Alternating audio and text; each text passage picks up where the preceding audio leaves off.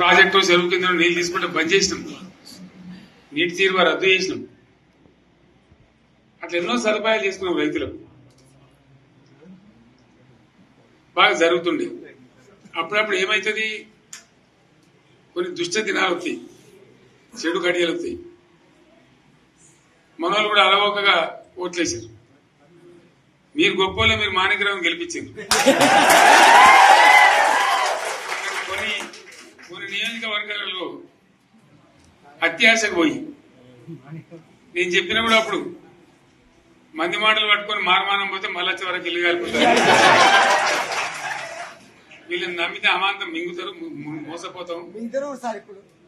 రైతు బంధుకు రామరామ అంటారు, దళిత బంధుకు జైబీం అంటారు.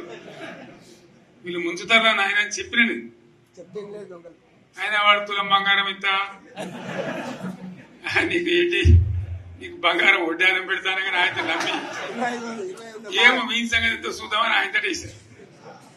వేసింటి ఇరుకపోయారు, బాయిలో పడ్డారు, అయిపోయి ఉన్నాయి అన్ని మీకు. మళ్ళీ మొదటికి వచ్చానా కైలాసం వాడలో పెద్ద పంపించినట్టు అయింది మళ్ళీ. అంతే కదా, ఆలోచన లేకుండా ఎటు పడితే అటు ఎవడో ఏదో చెప్తే నమ్మి ఓట్లేస్తే ఏమైంది అనేది ఒక మంచి గుణపాఠం ఇది తెలంగాణ.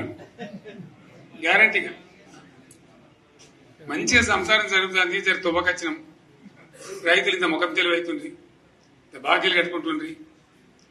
ఎంతో మంది పాపం సిటీలు వేసుకుందరు, ఏదో వేసుకుందరు. రైతు బంధు పైసలు పడితే ఎంత సంతోషం ఉంటుండే. ఆయన మీద గంగ గడిచిపోయింది. ఇప్పుడు వాడు ఇతడో ఏడో భగవంతుని కనుక ఇచ్చినా కూడా మోసమే. ఏదో మళ్ళీ ఎలక్షన్ కోసం దానికోసం చేస్తారు తప్ప కడుపు నిండా ప్రేమ ఇచ్చేది ఇట్లే ఉంటుందా? మనం ఉన్నప్పుడు కరోనా వచ్చింది. కరోనా వస్తే కూడా నేను రైతు బంధు ఆపలే. కరోనా వచ్చి రాష్ట్రానికి రూపాయి ఆదాయం రాకపోయినా 4-5 మంచి స్కీములు తెచ్చి ఇవాళ కాపాడుకున్నాం. గౌరవంగా బతికింది రైతులు. బీమా వచ్చినండి, రైతు బీమా పెడితే ఎంతమందికి సాయం జరిగింది.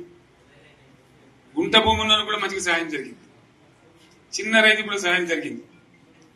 అట్లా అందరికి మనం గొర్రెల కాపలకు గొర్రెలు ఇవ్వడం కానీ, చేప పిల్లలు కానీ, అనేక రకాల అన్ని వర్గాల ప్రజలను ఎట్లా ఆదుకోని అట్లా ఆదుకున్నాం. మా తెలంగాణ కదా మేము తెచ్చుకున్నాం కష్టపడి. మా వాళ్ళందరూ పైకి రావాలి.